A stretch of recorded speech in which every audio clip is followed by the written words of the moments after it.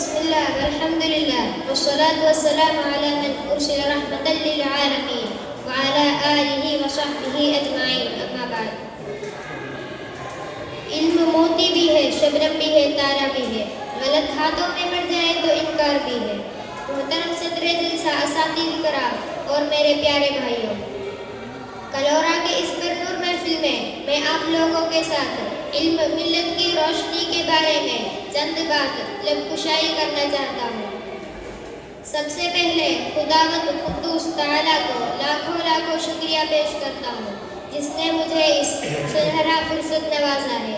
الحمدللہ علی کل حال و کل مقام. معزز ساتھیوں، عصری جدید میں علم و حکمت کی اہمیت کسی سے بھی پوشیدہ نہیں کہ مذہب اسلام میں کسی بھی قسم کے شک کے بغیر ہر دین اور ارکانوں سے زیادہ علم اور دانش کی اہمیتوں پر برتری دیتا ہے. علم کی فضیلت و عظمت ترغیب تاکید مذہب اسلام میں بلوغ اور دلاویز انداز میں پائی جاتی ہے.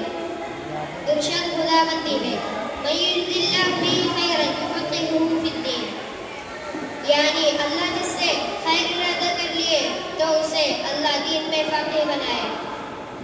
جیسے کہ اللہ تعالیٰ نے جب امام شافعی سے خیر ارادہ کر لیا تو اسے امام مذہب بنایا، اور جب امام غزالی سے خیر ارادہ کر لیا تو اسے حجت الاسلامی بنایا، اور جب امام سبکی سے خیر ارادہ کر لیا تو اسے تاج الدین بنایا، اور جب ابو بکر مصریات سے خیر ارادہ کر لیا تو اسے شمس العلماء بنایا.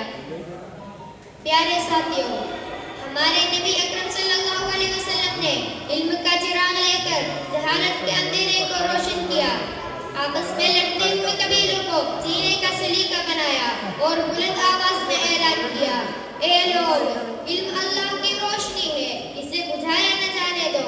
جہاں تک امت مسلمہ کا تعلق ہے، علم تو اس کے لیے سانس کی طرح ہے.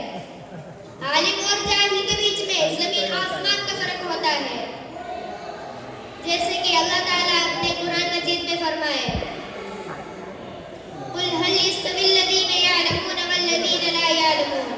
اے رسول، آپ پوچھو کہ اگر علم حاصل کرنے والے اور نہ حاصل کرنے والے برابر ہوں گے تو انسانی زندگی کے مختلف جوانب پر علم کی اثرات بخوب عیان ہیں. ایک قوم کی برتری یا پسماندگی کی پیمائش علم کی زنجیر سے کی جاتی ہے. مسلمانوں کی تاریخ کی ابتدائی صدیاں ان کے عروج اور ترقی کے اہل مثال ہے، جبکہ ہجرے کے دوسرے صدی میں مسلمان عالم کی سب سے بڑی طاقت بنی تھی. میرے آقا صلی اللہ علیہ وسلم کے پیارے دیوانوں، مذہب اسلام میں علم دستیاب کرنا عبادت سے بھی مقدم جانتا ہے. نبی اکرم صلی اللہ علیہ وسلم فرماتے ہیں، من سلک طریقا یلتمس فیہ سہل اللہ لہ طریقا الی الجنہ. مراد یہ ہے کہ جو شخص علم کی تلاش میں راہ و راستے اختیار کرتے تو اللہ تعالیٰ اسے جنت کی راہ تسہیل کر دیں گے. طالبوں کی علم کی حفاظت کے لیے اللہ تعالیٰ نے فرشتوں کو بھیجا ہے اور دیگر نعمتوں بھی فراہم کی